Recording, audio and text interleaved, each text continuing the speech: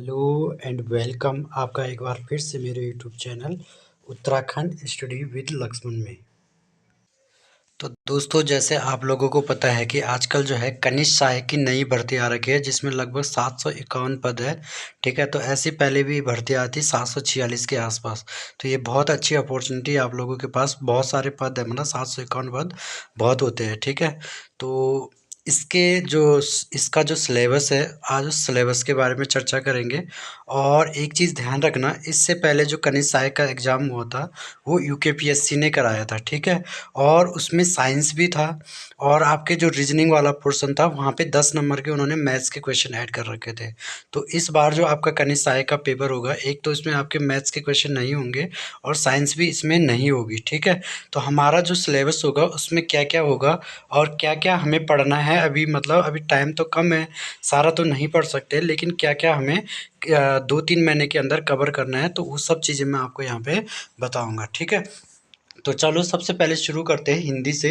हिंदी जैसे आपको पता है 20 नंबर की हमारे क्या आएगी, हिंदी आएगी। ठीक है, तो हिंदी में देखो सबसे मेन यहाँ पे क्या है हमारे पास, जो आपकी कुमाऊनी, गढ़वाली और जौनसारी बोलियाँ, यहाँ से क्वेश्चन 2-3 क्वेश्चन आपको यहाँ से हिंदी में दिख रहे हैं। ठीक है, इसके अलावा वर्णमाला से एक क्वेश्चन आता ही है। ठीक है, हिंदी भाषा के विकास से आता है, स्वर और व्यंजन से आता है। ठीक है, वर्तनी आपको आनी चाहिए। ठीक है, उपसर्ग, प्रत्यय, संज्ञा, सर्वनाम, विशेषण, क्रिया, लिंग, वचन, पुरुष, काल, कारक, तो एक दो क्वेश्चन इनसे भी आपके बन जाते हैं। ठीक है, इधर से आपके तत्सम है, तद्भव है, देशज है, विदेशज शब्द है, और इधर से विलोम विलोम शब्द और पर्यायवाची शब्द। ठीक है, एकार्थी अनेकार्थी तो कभी कभी आ जाते हैं, लेकिन ये कम ही आता है। ठीक, जैसे यहाँ से संधि, संधि में हमारे पास यहाँ पे देखो स्वर संधि और व्यंजन संधि, तो ये दोनों संधि हमें क्लियर करनी है। ठीक है, ये हमारा सिलेबस में है। इसके अलावा मुहावरे से आता है, पत्र लेखन से क्वेश्चन आते हैं, जनसंचार से क्वेश्चन आते हैं। ठीक है, तो ये पत्र लेखन वाला, जो जनसंचार वाला हिंदी कॉम्पिटिटिव जो फॉन्ट है, ये तो छोटा सा टॉपिक है, इसको आप तैयार करके रखना। ठीक है, इसके अलावा एक लेखक से भी एक या दो क्वेश्चन बन जाते हैं, एक या दो क्वेश्चन यहाँ से, तो इसको भी आपको क्या करना है, तैयार।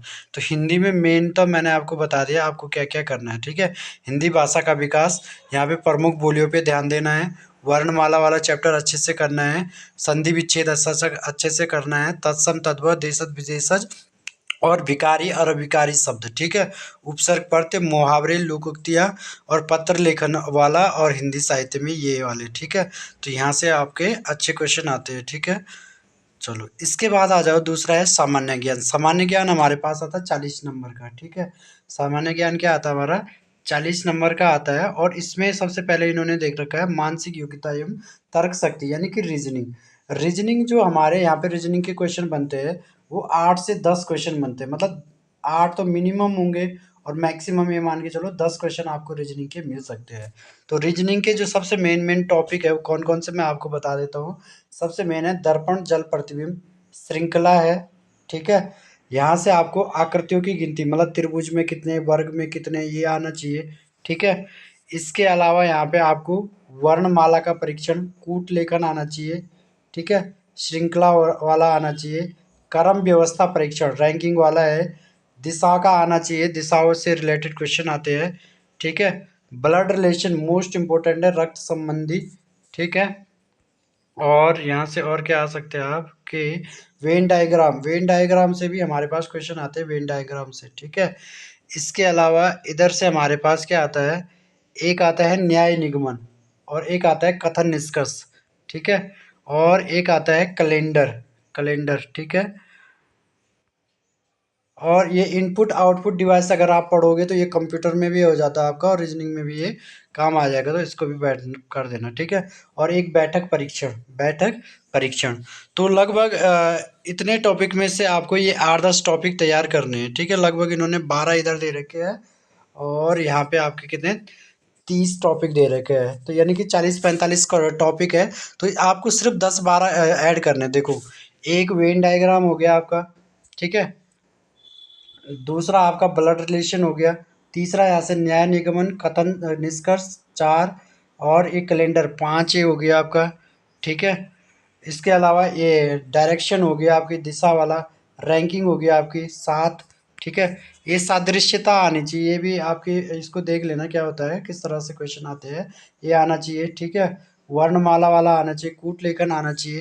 तो लगभग आपके 10-12 टॉपिक इसमें से आपने करने हैं, जो जो मैंने टिक किए हैं।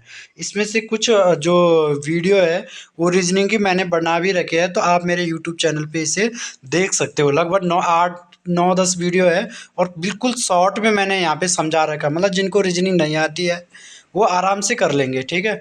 क्योंकि जब मैं मेरा एग्ज़ाम पहले जो थे एग्ज़ाम, तो मुझे भी रीजनिंग नहीं आते थे, मेरे रीजनिंग में नंबर नहीं आते थे। तो अभी जो मैंने लेटेस्ट, मतलब जो फॉरेस्ट गार्ड में मेरा हुआ था, तो उसमें मेरे रीजनिंग में 10 में से 9 क्वेश्चन सही थे। 9-10 क्वेश्चन जितने भी थे उसमें सारे लगभग सही थे, ठीक है। तो इसके बाद हमारे पास कंप्यूटर, कंप्यूटर के भी आजकल अच्छे खासे क्वेश्चन आ रहे हैं, 2 से 3 क्वेश्चन, ठीक है। तो जैसे यहाँ पे कंप्यूटर में वायरस से आ जाते क्वेश्चन, शॉर्टकट की से आ जाते क्वेश्चन, और शॉर्टकट की, और एक आपकी जो मतलब इन चीज़ों को आप थोड़ा इसमें कंप्यूटर में भी थोड़ा देख लेना, ठीक है। 2-3 नंबर का यहाँ से आपके पास आ जाता है, ठीक। इसके बाद हिस्ट्री, हिस्ट्री से लगभग आपका प्राचीन भारत पूरा ही है यहाँ पे, ठीक है। और मध्यकालीन भारत है, और आधुनिक भारत है, ठीक है। तो सबसे ज़्यादा ध्यान थोड़ा आधुनिक भारत और मध्यकालीन भारत पे। प्राचीन भारत में जैसे यहाँ से आता है, मौर्य काल से आ गया, बौद्ध जैन धर्म से आ गया, वैदिक सभ्यता, सिंधु सभ्यता और गुप्त साम्राज्य, इनसे ज़्यादा क्वेश्चन आपके बनते हैं, ठीक है। बाकी आधुनिक भारत पूरा अच्छे से तैयार रखना, और मध्यकालीन भारत भी, ठीक है। इसके अलावा यहाँ पे जैसे आपके ये अधिनियम है, रॉलेट एक्ट है, होम रूल लीग आंदोलन है, खिलाफत आंदोलन है, चौरी चौरा घटना है, Swaraj party, Simon commission, Nehru report report, ये बहुत इंपॉर्टेंट है आपके एग्जाम की दृष्टि से। मतलब एक नंबर आपका इससे बन ही सकता है इसमें से, ठीक है। प्रथम विश्व युद्ध और राष्ट्रीय आंदोलन से, ठीक है। इसके अलावा भारत सरकार अधिनियम 1935, तो इसमें तो हम इसको हम पॉलिटी में भी पढ़ते हैं, तो यहाँ पे भी पढ़ लेंगे, तो हिस्ट्री में तो ये भी हमारा काम दो जगह करेगा, पॉलिटी में भी करेगा, यहाँ भी करेगा, ठीक है। जैसे क्रिप्स मिशन, भारत छोड़ो आंदोलन, कैबिनेट मिशन, पाकिस्तान मांग, माउंटबेटन योजना, भारतीय स्वतंत्रता अधिनियम, भारत का विभाजन, तो ये सब चीज़ें आ जाएंगे। तो आजकल पॉलिटी में मैंने ये वाला टॉपिक भी हमारा चल रहा है, तो इसको भी आप देख सकते हो, ठीक है। विश्व का इतिहास सबसे ज़्यादा इम्पोर्टेंट, मतलब इम्पोर्टेंट क्या है, यहाँ से सिर्फ 1 नंबर का क्वेश्चन आता है। 1 या मैक्सिमम अगर आएगा तो 2 नंबर, ठीक है। तो इसके लिए हमें ज़्यादा नहीं भागना, अगर ज़्यादा से ज़्यादा अगर आप पढ़ रहे हो तो लूसेंट से पढ़ लो इसको। लूसेंट जो पतली वाली है वहाँ से पढ़ लो, ठीक है। चलो, इसके अलावा आ जाओ भाग दो भूगोल। अब देखो भूगोल में विश्व का भूगोल है, विश्व के भूगोल से कहाँ से क्वेश्चन आते हैं, सौरमंडल से, अक्षांश देशांतर, पृथ्वी की गतियाँ, ठीक है, चट्टानों से, झील, मैदान, पर्वत पठार, ठीक है, ये महासागरों की उत्पत्ति से, ज्वार भाटा, वायुमंडल, वायुमंडल की परतें, चक्रवात हो गया, ठीक है। और क्या आता है यहाँ से, बस यही मेन मेन टॉपिक है, इनको आप यहाँ से वर्ल्ड ज्योग्राफी से तैयार कर लेना, ठीक। इसके अलावा भारत का भूगोल, भारत के भूगोल से आपको क्या करना है, ये इसमें आपको क्या क्या पढ़ना है, भौगोलिक परिचय पढ़ना है, एक बहुउद्देशीय नदी घाटी परियोजना पढ़ना है, कृषि पढ़ना है यहाँ पे, और अब यहाँ पे जो भारत की जनसंख्या है वो इम्पोर्टेंट हो जाती है। और जो आपकी नदी जल परियोजना है, नदी सिंधु जल विद्युत परियोजना, ये ब्रह्मपुत्र नदी परियोजना, इनको अच्छे से पढ़ना है यहाँ से, ठीक है, इंडियन ज्योग्राफी से, ठीक। इसके बाद आता है हमारा राजनीति विज्ञान। राजनीति विज्ञान में आपने क्या करना है, जैसे 1857 का भारतीय स्वतंत्रता संग्राम, बंगाल विभाजन हो गया, ठीक है। और भारतीय राष्ट्रीय महासभा, मतलब भारतीय राष्ट्रीय कांग्रेस, इसमें पढ़ना पड़ेगा आपको, ठीक है। बाकी रामकृष्ण मिशन, आर्य समाज, ब्रह्म समाज, ये तो पुनरुत्थान आंदोलन है, ये तो पढ़ने ही पड़ते हैं, मतलब यहाँ से भी क्वेश्चन बनते हैं, ठीक है। पिछले पेपरों में लगातार क्वेश्चन बन रखे हैं। असहयोग आंदोलन हो गया आपका, जैसे जलियांवाला बाग हत्याकांड, रॉलेट एक्ट हो गया, असहयोग आंदोलन हो गया, तो ये सारी चीज़ें हमें पढ़नी है, ठीक है। सविनय अवज्ञा आंदोलन, साइमन कमीशन, नमक सत्याग्रह, नेहरू रिपोर्ट, नेहरू रिपोर्ट को बिल्कुल डीप से पढ़ना है, ठीक है। पूर्ण स्वराज्य का प्रस्ताव हो गया, ठीक। इसके अलावा यहाँ पे आपका इस भारत छोड़ो आंदोलन, ठीक है, भारत छोड़ो आंदोलन पढ़ना है, ठीक। सुभाष चंद्र बोस आज़ाद हिंद फौज से क्वेश्चन बनता है। भारत विभाजन हो गया, कैबिनेट मिशन, इसमें भारत विभाजन में कैबिनेट मिशन और माउंट बेटन योजना इम्पोर्टेंट है, ठीक है। इसके बाद आना गांधीवाद। गांधीवाद में इतना कुछ नहीं है, यहाँ से आपको सीधा सीधा जाना और आगे चलते रहो, इसको छोड़ देना फिलहाल, ठीक है। इसके बाद आना भारतीय राजस्व। यहाँ पे आपके जैसे मौलिक अधिकार हो गए, मौलिक कर्तव्य हो गए, ये इम्पोर्टेंट है, ठीक है। नीति निर्देशक तत्व हो गए, भारतीय संसद हो गया, ठीक है। भारत का सर्वोच्च न्यायालय हो गया, ठीक। नागरिकता हो गया, ठीक है। और ये भी पढ़ लेना थोड़ा, राष्ट्रीय दल, क्षेत्रीय दल, वर्तमान में राष्ट्रीय दल कितने हैं, राष्ट्रीय दल को प्राप्त करने के लिए क्या क्या शर्तें हैं, या क्षेत्रीय दल का स्तर प्राप्त करना है तो इसके लिए क्या क्या शर्तें हैं, ऐसे ऐसे क्वेश्चन बनते हैं, ठीक है। इसके अलावा मोस्ट इंपॉर्टेंट है पंचायती राज, जहाँ से क्वेश्चन बनते हैं, ठीक है। ग्रामीण स्थानीय स्वशासन, यहाँ से क्वेश्चन बनते हैं, ठीक है। उत्तराखंड का पंचायती राज भी पढ़ना है, ठीक है। सूचना का अधिकार से क्वेश्चन बनते हैं, ठीक। चलो, इसके अलावा आपके अंतर्राष्ट्रीय जो संगठन है इनको आप लूसेंट से पीछे से पढ़ लेना, वहाँ से हो जाएगा। यूएनओ वगैरह है तो ये सारे आपको पीछे मिल जाएंगे लूसेंट के पीछे, तो इनको पढ़ लेना अंतर्राष्ट्रीय संगठन को, ठीक है। बाकी इसको फिलहाल स्किप कर देना, पर्यावरण वाला। पर्यावरण से अगर क्वेश्चन आता है तो अधिनियम पूछता है, पर्यावरण संरक्षण अधिनियम, इस तरह से अधिनियम वगैरह थोड़ा देख लेना पर्यावरण के, ठीक है।